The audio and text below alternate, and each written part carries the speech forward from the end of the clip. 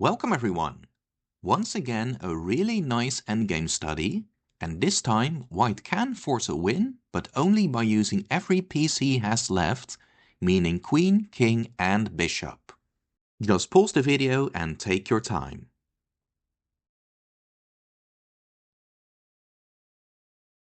Alright, let's take a look.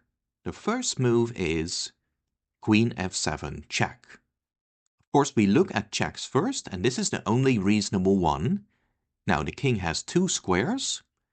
King to a4 is clearly the worst because of queen c4 check, king a5 and queen b4 checkmate. Therefore king to c3, but now bishop takes g7 check. And if you found this move, then you get the idea of this study. You can see that both queens are now lined up, which means that black's queen will be hanging if white can give a check with the bishop. Now the king again only has two squares. Now if king back to b4, then white can execute his plan right away. He just goes bishop f8 check with a discovered attack on the queen, and after king to c3, queen takes queen and white wins. Therefore a better move is king to d3, and here in order to win we must involve the king, and the only winning move is king to d1. Now this takes away e2 from the black king, which means one less light square for the king to flee to. Remember, we want the king on a dark square so we can check with the bishop.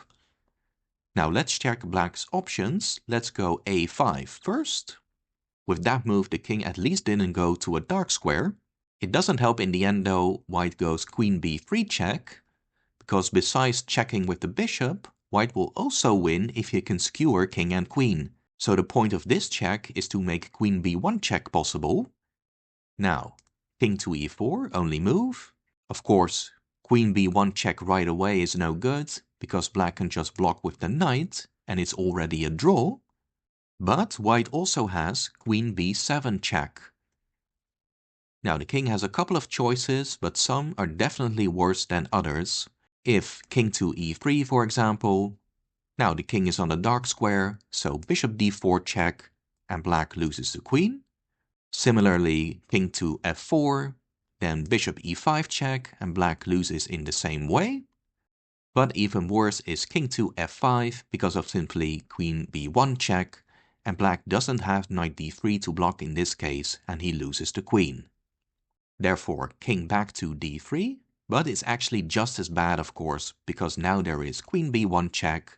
Black can block once with the knight, but after queen takes, king e3, and queen takes queen, black loses the queen and the game. Pretty clever study, right? Now let's go back and check black's earlier options. Remember, in this position we checked a5 first, but black can do other things as well. Now if king to e3, that's the easiest one, then again bishop d4 check, and black drops the queen. If instead king to e4, we already know what happens next, queen b7 check again. Of course, if king to e3, then again bishop d4 and queen takes queen. Therefore king to d3, but again we've seen this before, white goes queen b1 check, knight to c2 again, and black drops the queen. But what about black's final option, just bringing the queen to a safer square, let's say queen h2? Well, unfortunately for black, this only prolongs the inevitable. Queen d5 check will be played. Only one move for the king, king to e3.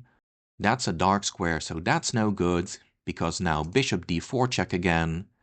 Now if now king d3, then bishop e5 check wins because of the discovered attack.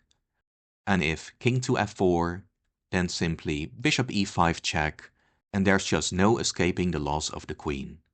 Really clever stuff, right? Once you get the idea, you can win the queen, either thanks to the checks of the bishop or with the skewer from b1. You can work everything out pretty easily, but hopefully these studies can also help to make us aware of these possibilities in the first place. Anyway, I'll continue to share more of Troitsky's studies.